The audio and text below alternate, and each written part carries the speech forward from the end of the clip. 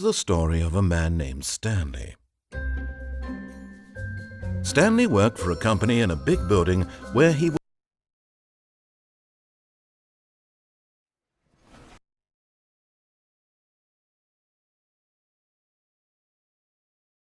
This is the story of a man named Stanley. Stanley worked for a company in a big building where he was employee number 427. Employee number 427's job was simple. He sat at his desk in room 427 and he pushed buttons on a keyboard. Orders came to him through a monitor on his desk, telling him what buttons to push, how long to push them, and in what order. This is what employee 427 did every day of every month of every year. And although others might have considered it soul-rending, Stanley relished every moment that the orders came in, as though he had been made exactly for this job. And Stanley was happy. And then one day, something very peculiar happened.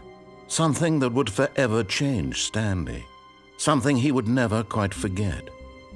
He had been at his desk for nearly an hour when he realized that not one single order had arrived on the monitor for him to follow. No one had showed up to give him instructions, call a meeting, or even say hi. Never in all his years at the company had this happened, this complete isolation. Something was very clearly wrong. Shocked, frozen solid, Stanley found himself unable to move for the longest time. But as he came to his wits and regained his senses, he got up from his desk and stepped out of his office. All of his co-workers were gone. What could it mean? Stanley decided to go to the meeting room. Perhaps he had simply missed a memo.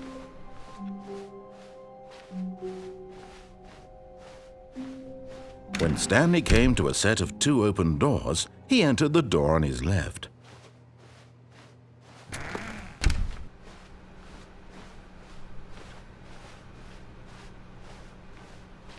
Yet there was not a single person here either.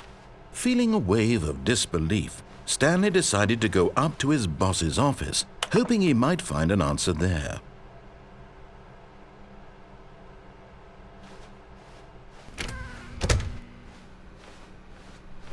Coming to a staircase, Stanley walked upstairs to his boss's office.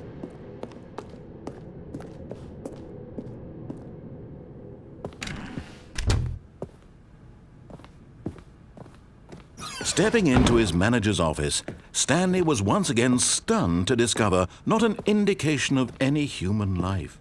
What could it mean? Stanley wondered aloud to nobody. He began wildly tearing through papers on the boss's desk, pulling books off the shelf, looking behind paintings, desperate for clues to his situation. But his attention was caught by a keypad behind the boss's desk. What could its purpose be? In fact, this keypad guarded the terrible secret that lay buried below his feet, and so the boss had assigned it an extra secret PIN number, 2845. But of course, Stanley couldn't possibly have known this. Yet incredibly, by simply pushing random buttons on the keypad, Stanley happened to input the correct code by sheer luck. Amazing! He stepped into the newly opened passageway.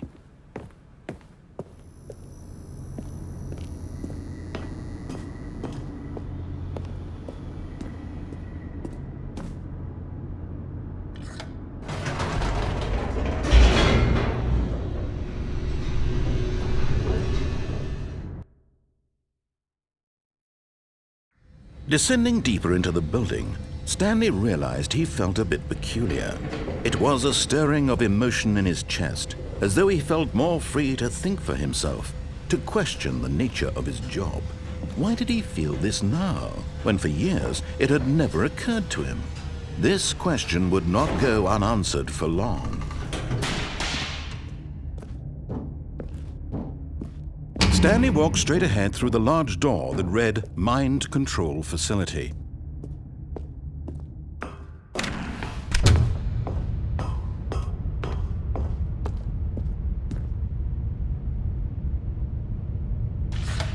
lights rose on an enormous room packed with television screens.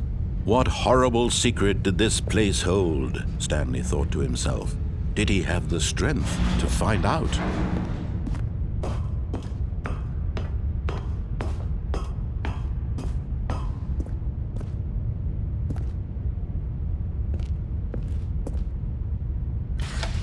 Now the monitors jumped to life, their true nature revealed. Each bore the number of an employee in the building, Stanley's co-workers. The lives of so many individuals reduced to images on a screen, and Stanley, one of them, eternally monitored in this place where freedom meant nothing.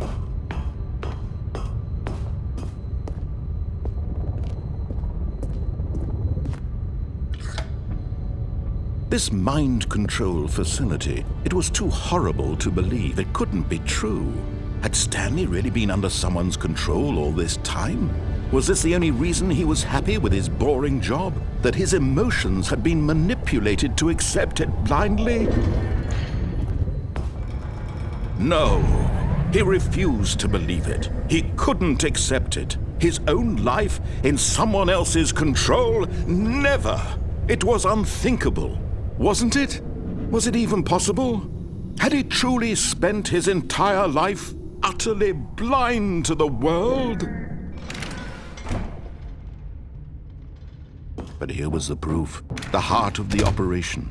Controls labeled with emotions, happy or sad or content. Walking, eating, working, all of it monitored and commanded from this very place. And as the cold reality of his past began to sink in, Stanley decided that this machinery would never again exert its terrible power over another human life. For he would dismantle the controls once and for all.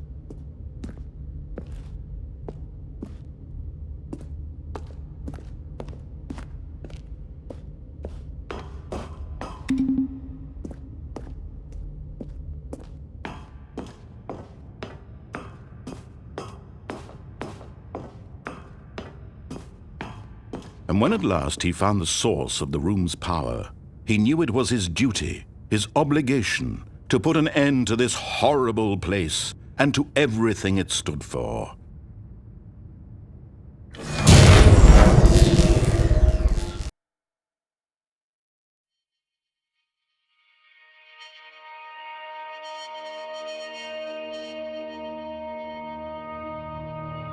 Blackness and a rising chill of uncertainty. Was it over?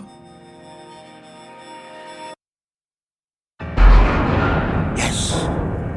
He had won! He had defeated the machine, unshackled himself from someone else's command. Freedom was mere moments away. And yet, even as the immense door slowly opened, Stanley reflected on how many puzzles still lay unsolved. Where had his co-workers gone? How had he been freed from the machine's grasp? What other mysteries did this strange building hold? But as sunlight streamed into the chamber, he realized none of this mattered to him, for it was not knowledge or even power that he had been seeking, but happiness. Perhaps his goal had not been to understand, but to let go. No longer would anyone tell him where to go, what to do, or how to feel. Whatever life he lives, it will be his. And that was all he needed to know. It was perhaps the only thing worth knowing. Stanley stepped through the open door. Stanley felt the cool breeze upon his skin, the feeling of liberation, the immense possibility of the new path before him. This was exactly the way, right now, that things were meant to happen. And Stanley was happy.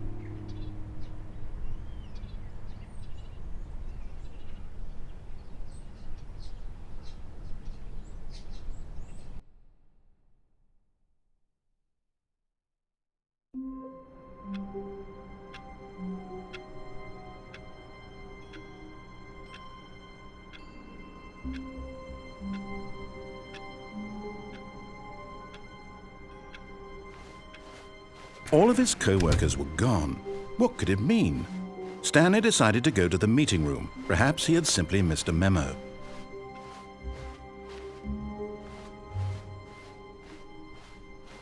When Stanley came to a set of 2 open doors, he entered the door on his left. This was not the correct way to the meeting room, and Stanley knew it perfectly well. Perhaps he wanted to stop by the employee lounge first, just to admire it. Yes, truly a room worth admiring. It had really been worth the detour after all, just to spend a few moments here in this immaculate, beautifully constructed room. Stanley simply stood here, but eager to get back to business, Stanley took the first open door on his left.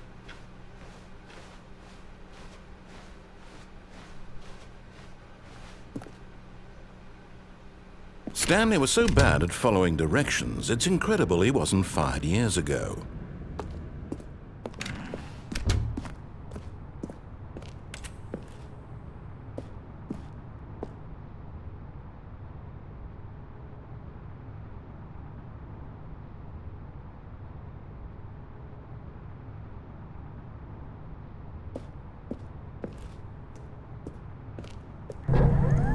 Look, Stanley, I think perhaps we've gotten off on the wrong foot here.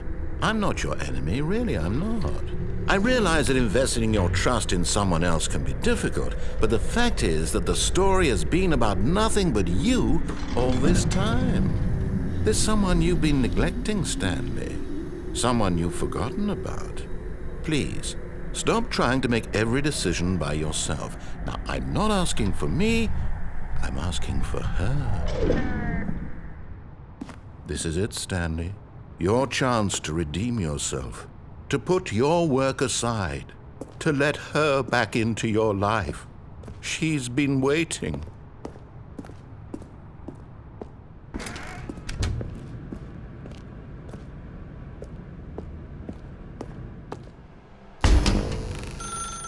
That's her, Stanley. You need to be the one to do this, to reach out to her. If you can truly place your faith in another, then pick up the phone.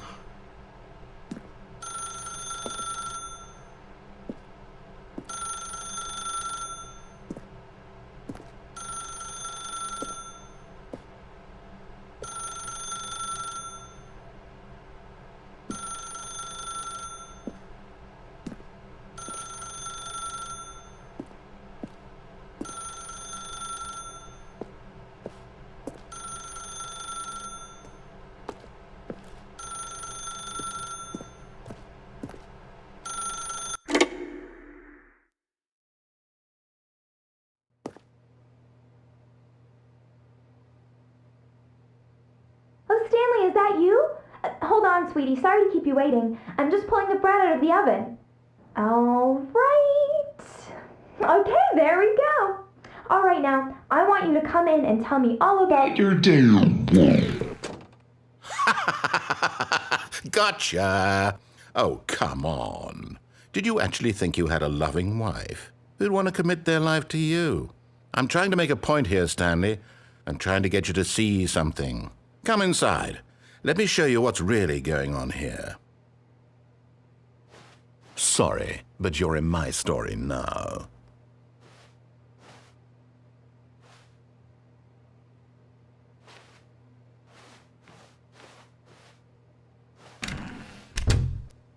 This is a very sad story about the death of a man named Stanley.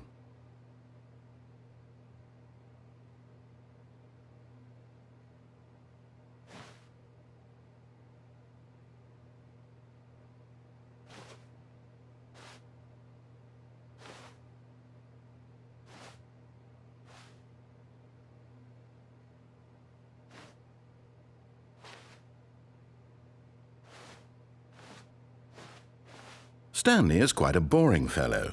He has a job that demands nothing of him, and every button that he pushes is a reminder of the inconsequential nature of his existence.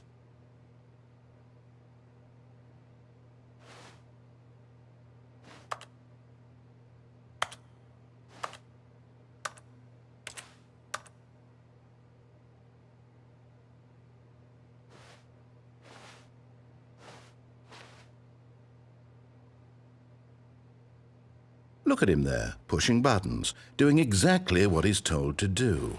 Now he's pushing a button. Now he's eating lunch. Now he's going home. Now he's coming back to work.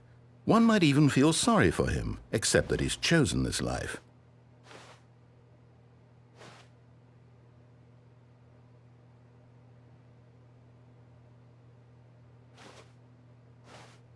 But in his mind, in his mind he can go on fantastic adventures. From behind his desk, Stanley dreamed of wild expeditions into the unknown, fantastic discoveries of new lands.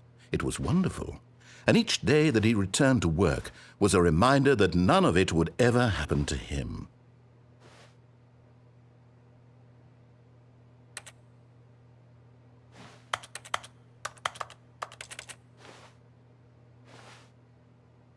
And so he began to fantasize about his own job.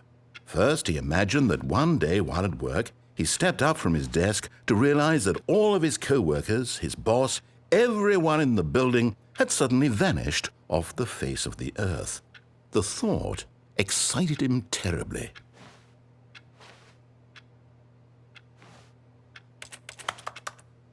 So he went further. He imagined that he came to two open doors and that he could go through either. At last, choice. It barely even mattered what lay behind each door. The mere thought that his decisions would mean something was almost too wonderful to behold. As he wandered through this fantasy world, he began to fill it with many possible paths and destinations. Down one path lay an enormous round room with monitors and mind controls. And down another was a yellow line that weaved in many directions. And down another was a game with a baby. And he called it the Stanley Parable.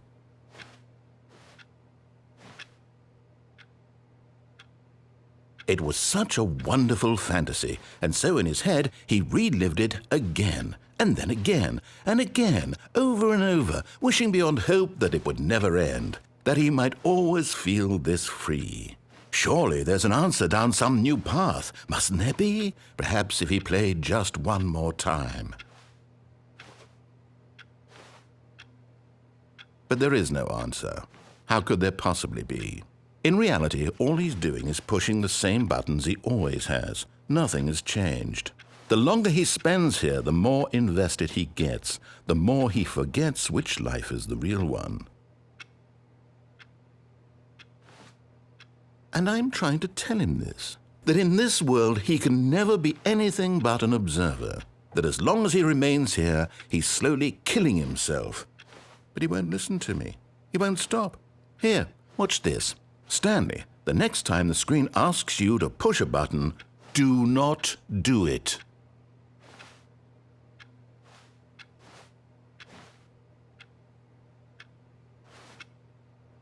You see?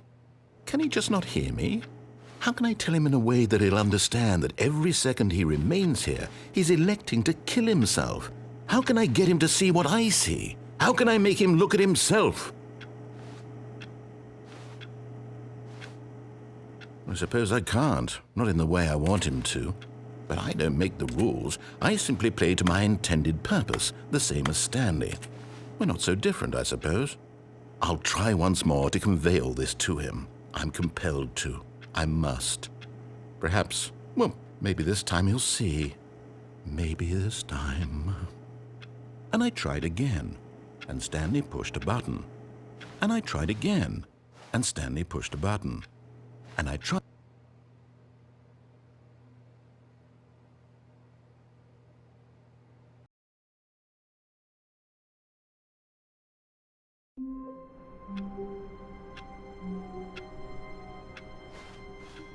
All of his co-workers were gone. What could it mean? Stanley decided to go to the meeting room. Perhaps he had simply missed a memo.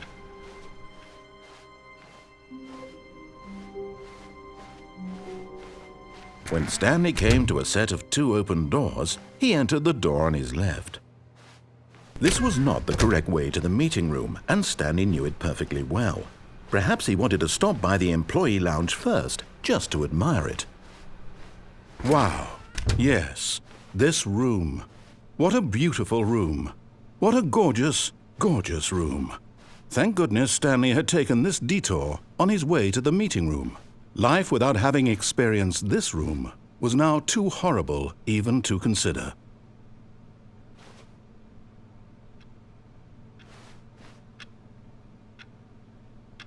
Yes, really, really worth it being here in the room. A room so utterly captivating that even though all your co-workers have mysteriously vanished, here you sit looking at these chairs and some paintings. Really worth it.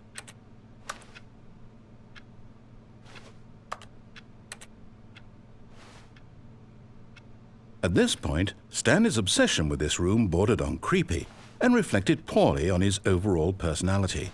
It's possible that this is why everyone left.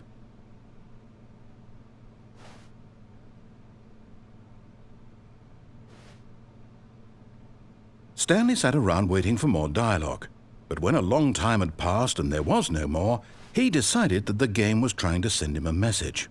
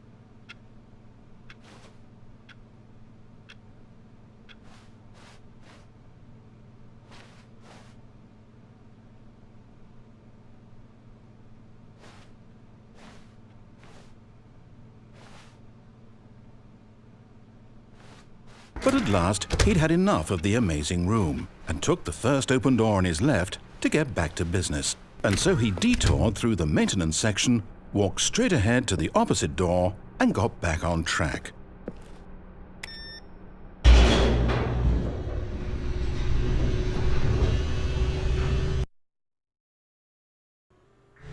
But Stanley didn't want to go back to the office. He wanted to wander about and get even further off track. So now in order to get back, he needed to go, from here it's, left.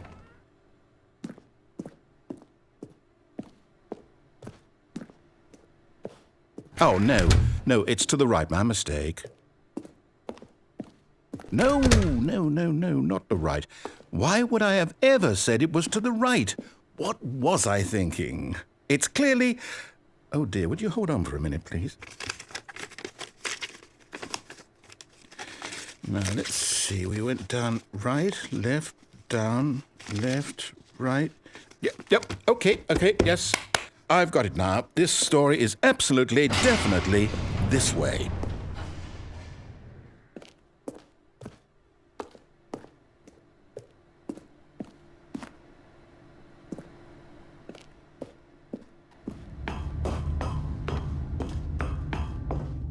No.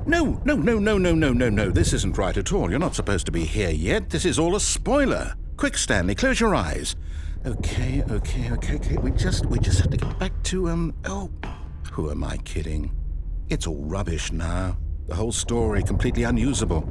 How about, rather than waste my time trying to salvage this nonsense, we'll just restart the game from the beginning. And this time, suppose we don't wander so far off track, Okay, from the top.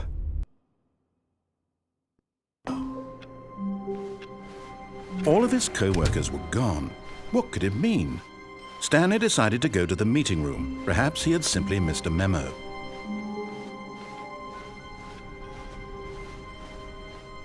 When Stanley... Wait, what? No, I restarted. I swear I definitely restarted the game over, completely fresh. Everything should be... Oh, did something change? Stanley, did you change anything when we were back in that room with all the monitors? Did you move the story somewhere or... Hold on. Why am I asking you? I'm the one who wrote the story. It was right here just a minute ago. I know for sure that it's here somewhere. Okay, then. It's an adventure. Come, Stanley. Let's find the story.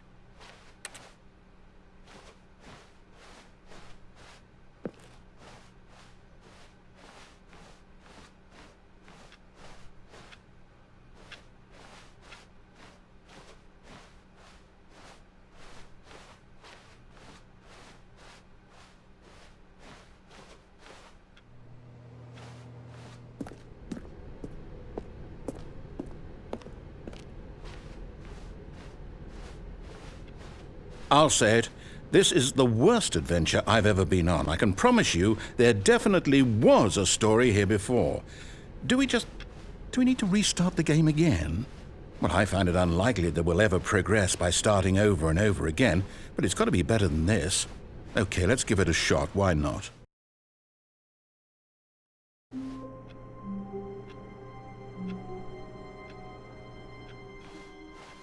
All of his co-workers were gone. What could it mean? Stanley decided to go to the meeting room. Perhaps he had simply missed a memo.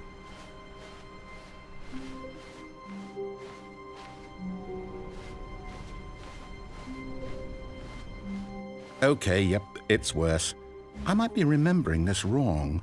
It's possible the story is back where we just came from. Why don't we go back the other direction and see if we missed anything?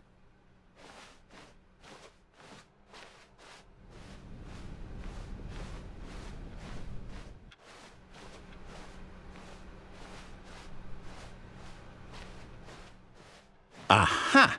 I knew we'd miss something. The story. Here it comes.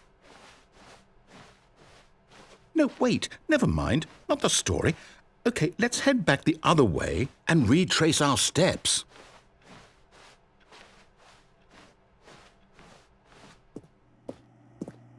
Now this...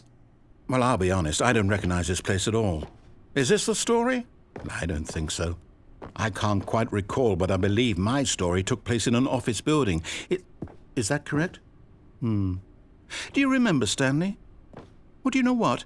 Since I've completely forgotten what we were supposed to be doing, how about this? You win! Congratulations! I know you put in a lot of hard work, and it really paid off, so good job. Oh, no, I don't feel right about this at all. We both know you didn't put in any actual work for that win. Some people win fair and square, and this was not one of those situations. Okay, I'm getting weirded out by whatever this place is. I don't care what might happen this time. I have to restart.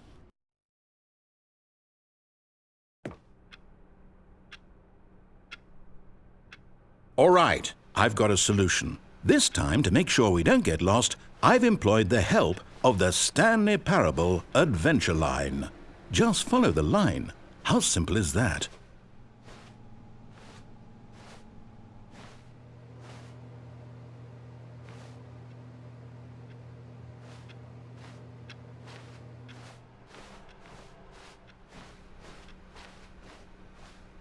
No, I'm down. We're leaving it up to the line from now on.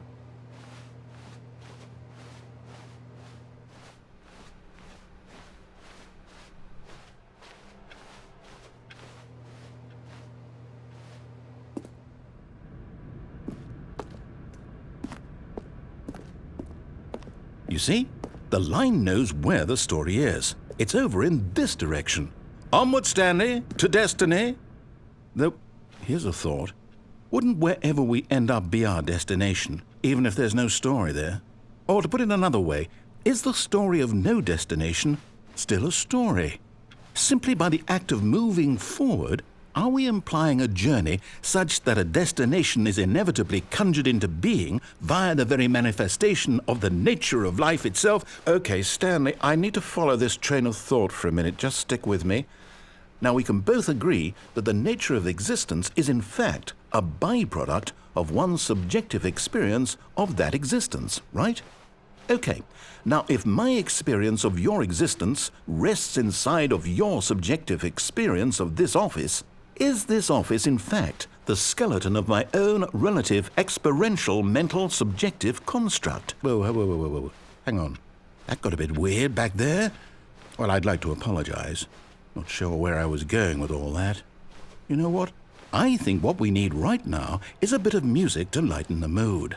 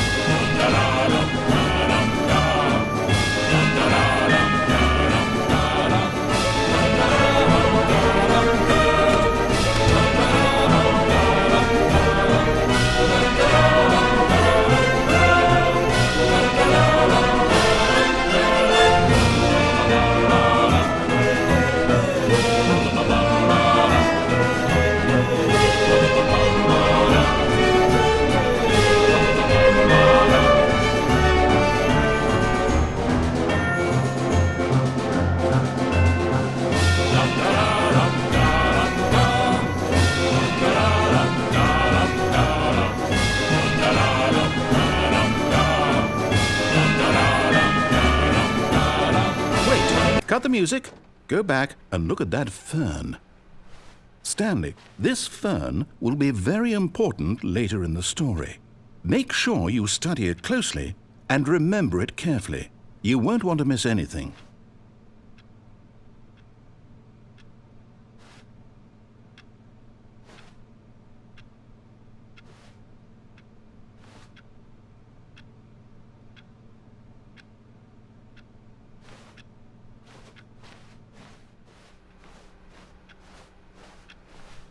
Wait, what? We're back at the office? No. Line, you do know we're looking for the Stanley Parable, right? The story? Is any of this ringing a bell?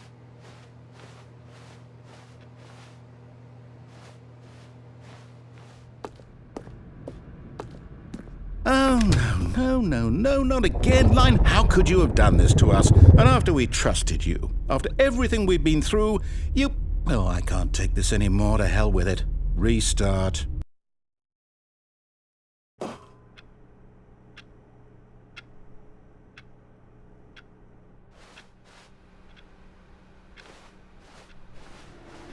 You know what, Stanley? I say forget the adventure line. What's it ever done for us? We're intelligent people, right? Why can't we make up our own story? Something exciting, daring, mysterious. Ooh, this all sounds perfectly doable. Why don't we simply start wandering in, well, I don't know. How about this direction?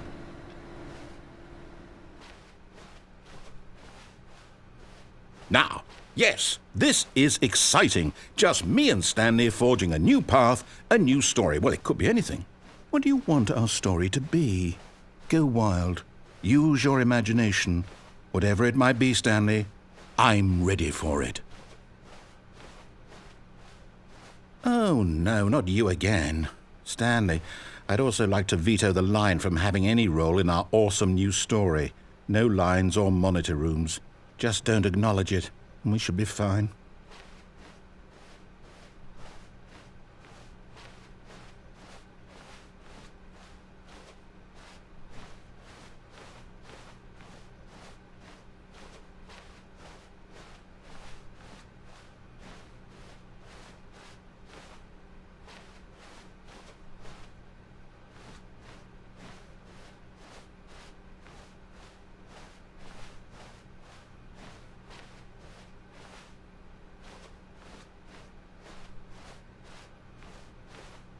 Ah, a choice.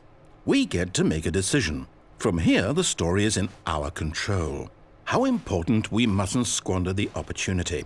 In fact, I believe I need a minute to think here. Just walk in circles for a minute. Okay, so I know that each door has to lead somewhere, which means that somewhere at the place where we're trying to go, there must be a reverse door that leads here. And that in turn means that our destination corresponds with the counter-inverted reverse door's origin. So starting from the right, let us ask, will taking the right door lead us to where we're going? And since the answer is clearly yes, then by all accounts, the door on the right is the correct one. Another victory for logic. Come, Stanley, our destiny awaits.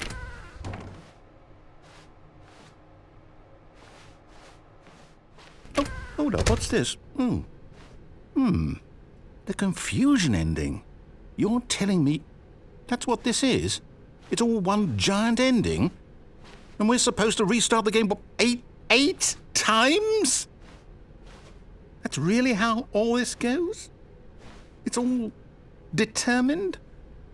So now, according to the schedule, I restart again. Then what? Am I just supposed to forget? Well, what if I don't want to forget? My mind goes blank simply because it's written here on this thing, wall. Well, who consulted me? Why don't I get to decide? Why don't I get a say in all of this? Is it really? No, it can't be. I don't want it to be. I don't want the game to keep restarting. I don't want to forget what's going on. I don't want to be trapped like this. I won't restart the game. I won't do it. I won't do it. I won't do it. And the timer stopped? Does that mean, did we do it? Did we break the cycle? The, whatever it is that made this schedule? How would we even know? Will someone come for us? Will something happen? So, okay. I guess now we just wait, you know. I suppose in some way that this is a kind of story, wouldn't you agree? I'm not quite sure if we're in the destination or the journey, though they're always saying that life is about the journey and not the destination, so I hope that's where we are right now. We'll find out, won't we? Eventually. Well, in the meantime, if you...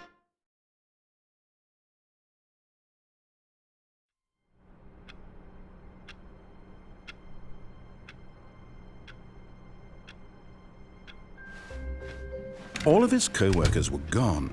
What could it mean? Stanley decided to go to the meeting room. Perhaps he had simply missed a memo.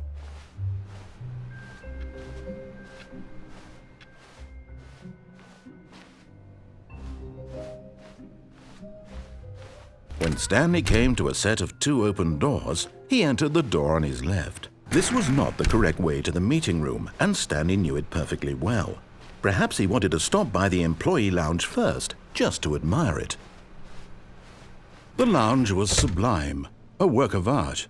What was it about this room that called so deeply and so personally to Stanley? Its grace? Its subtle charm? No. Stanley knew it was something deeper, something darker. But eager to get back to business, Stanley took the first open door on his left. And so he detoured through the maintenance section, walked straight ahead to the opposite door, and got back on track. Yet there was not a single person here either. Feeling a wave of disbelief, Stanley decided to go up to his boss's office, hoping he might find an answer there. Coming to a staircase, Stanley walked upstairs to his boss's office.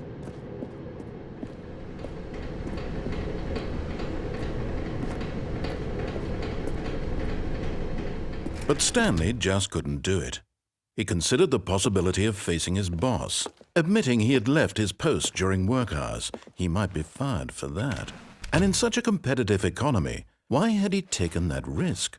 All because he believed everyone had vanished? His boss would think he was crazy. And then something occurred to Stanley. Maybe, he thought to himself, maybe I am crazy. All of my co-workers blinking mysteriously out of existence in a single moment for no reason at all? None of it made any logical sense. And as Stanley pondered this, he began to make other strange observations. For example, why couldn't he see his feet when he looked down? Why did doors close automatically behind him wherever he went? And for that matter, these rooms were starting to look pretty familiar. Were they simply repeating? No, Stanley said to himself, this is all too strange. This can't be real. And at last, he came to the conclusion that had been on the tip of his tongue. He just hadn't found the words for it. "I'm dreaming!" he yelled. "This is all a dream." Oh, what a relief Stanley felt to have finally found an answer, an explanation. His co-workers weren't actually gone. He wasn't going to lose his job. He wasn't crazy after all. And he thought to himself, I suppose I'll wake up soon. I'll have to go back to my boring real-life job pushing buttons. I may as well enjoy this while I'm still lucid. So he imagined himself flying and began to gently float above the ground. Then he imagined himself soaring through space on a magical starfield, and it too appeared. It was so much fun, and Stanley marveled that he had still not woken up. How was he remaining so lucid? And then perhaps the strangest question of them all entered Stanley's head. One he was amazed he hadn't asked himself sooner. Why is there a voice in my head dictating everything that I'm doing and thinking? Now the voice was describing itself being considered by Stanley, who found it particularly strange. I'm dreaming about a voice describing me, thinking about how it's describing my thoughts, he thought. And while he thought it all very odd and wondered if this voice spoke to all people in their dreams, the truth was that, of course, this was not a dream. How could it be? Was Stanley simply deceiving himself, believing that if he's asleep, he doesn't have to take responsibility for himself? Stanley is as awake right now as he's ever been in his life. Now, hearing the voice speak these words was quite a shock to Stanley. After all, he knew for certain, beyond a doubt, that this was in fact a dream. Did the voice not see him float and make the magical stars just a moment ago? How else would the voice explain all that? This voice was a part of himself too. Surely, if he could just...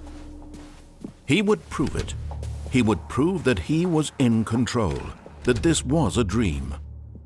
So he closed his eyes gently, and he invited himself to wake up. He felt the cool weight of the blanket on his skin, the press of the mattress on his back, the fresh air of a world outside this one. Let me wake up, he thought to himself. I'm through with this dream. I wish it to be over. Let me go back to my job.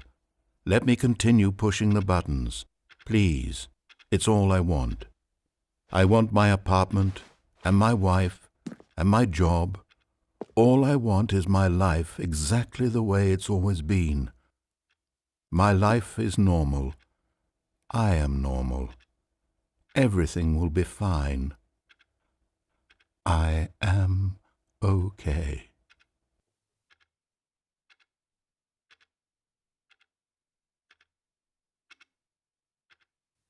Stanley began screaming. Please, someone, wake me up. My name is Stanley. I have a boss. I have an office. I am real. Please, just someone tell me I am real. I must be real. I must be. Can anyone hear my voice? Who am I? Who am I?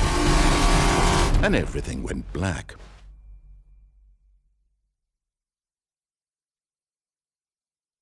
This is the story of a woman named Mariella. Mariella woke up on a day like any other. She arose, got dressed, gathered her belongings, and walked to her place of work. But on this particular day, her walk was interrupted by the body of a man who had stumbled through town talking and screaming to himself, and then collapsed dead on the sidewalk. And although she would soon turn to go call for an ambulance, for just a few brief moments she considered the strange man. He was obviously crazy, this much she knew. Everyone knows what crazy people look like. And in that moment, she thought to herself how lucky she was to be normal. I am sane. I am in control of my mind. I know what is real and what isn't. It was comforting to think this, and in a certain way, seeing this man made her feel better. But then she remembered the meeting she had scheduled for that day, the very important people whose impressions of her would affect her career, and by extension, the rest of her life. She had no time for this, so it was only a moment that she stood there, staring down at the body. And then she turned and ran.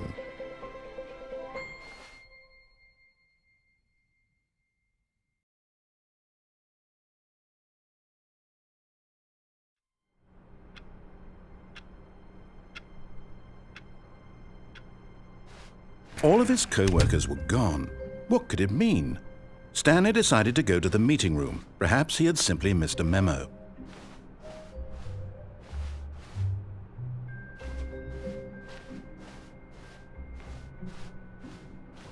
When Stanley came to a set of 2 open doors, he entered the door on his left. This was not the correct way to the meeting room, and Stanley knew it perfectly well. Perhaps he wanted to stop by the employee lounge first, just to admire it. Standing now in this incredible room, Stanley for the first time, but eager to get back to business, Stanley took the first open door on his left.